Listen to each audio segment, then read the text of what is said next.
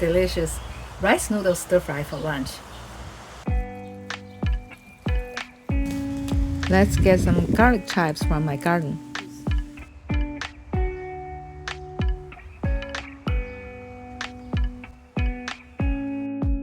Cut chives into 1.5 inches. Then we're gonna slice pepper into strips. Cut the stem off, then cut in half.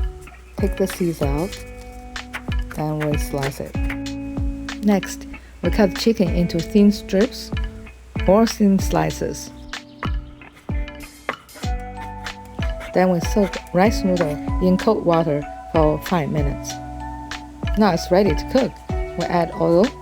When it's hot, then we add chicken. Stir fry until chicken appears no more pink. Now add peppers and chives. Continue stirring for a few seconds.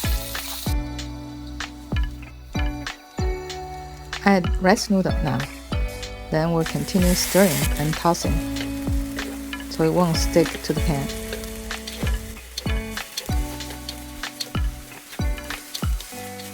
Now it's time to add stir-fry sauce, our secret weapon. So let's just keep tossing and mixing so the sauce will be evenly distributed.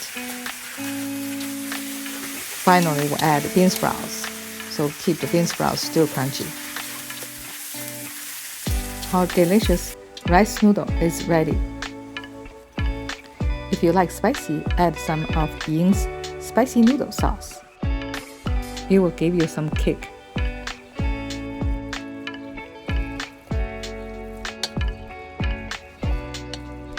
So simple and so delicious. You can find Ying's Kitchen sauces with recipes right on the bottle at many local grocery stores. Go to yingskitchen.com for locations and more recipes.